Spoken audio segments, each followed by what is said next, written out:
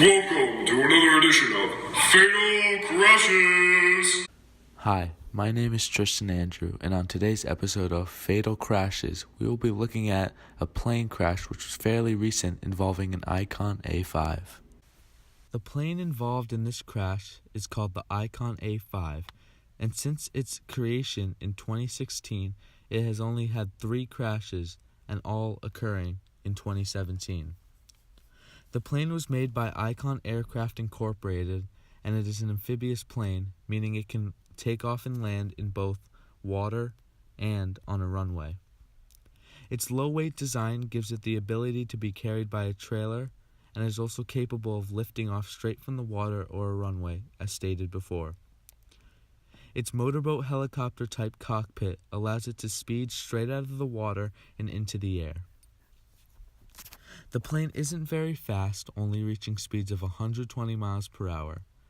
It can carry 2 passengers and 1 crew member, and is only about 1,500 pounds. It can fly a total distance, when full of gas, of 491 miles. It is a very small plane, having a total height of about 8 feet and a wingspan of about 34 feet. However, for trips which the plane must be pulled by a trailer, the wings can fold up, creating a shorter wingspan.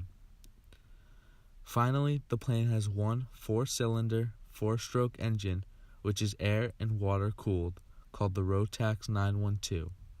Now let's get into the crash. It was May 8th, 2017 at 8:52 Pacific Standard Time, and the Icon A5, carrying 1 passenger and 1 crew member, took off from Vacaville, California. Their intent was a round trip, with their destination being the same airport or coordinates in which they took off from. The pilot was 55 years old and a certified commercial airplane pilot. Over a time span of 7 minutes, the plane descended from 3,700-foot altitude to a 450-foot altitude over an open lake, very fast. About 8 minutes later, while keeping the altitude of 450 feet and 62 miles per hour, the airplane entered a nearby cove, which was surrounded by rising terrain, which a nearby observer stated would seem to be an effort to climb out of. About 20 seconds later, the pilot began to increase the engine power, and the airplane began to climb while it turned slightly right before initiating a left-hand turn. The plane reached a max height of 506 feet before once again descending. Shortly after, at 9:08 Pacific Standard Time, the plane impacted the terrain around the cove at an altitude of 470 feet and a speed of 76 miles per hour. Unfortunately, the crash was fatal, killing both the passenger and the pilot.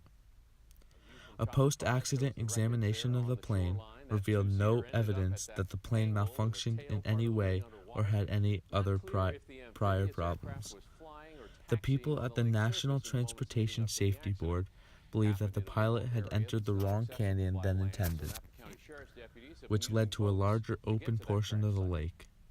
They also believe that the pilot, once realizing there was no way out, attempted a 180-degree turn to exit in the direction they had come, which led to the crash.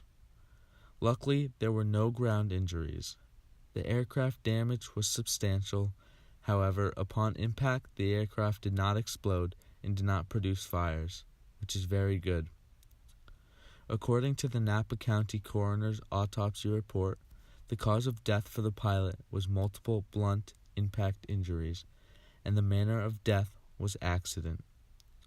As for the passenger, the cause of death is unknown, but they believe he died because of impact in the terrain.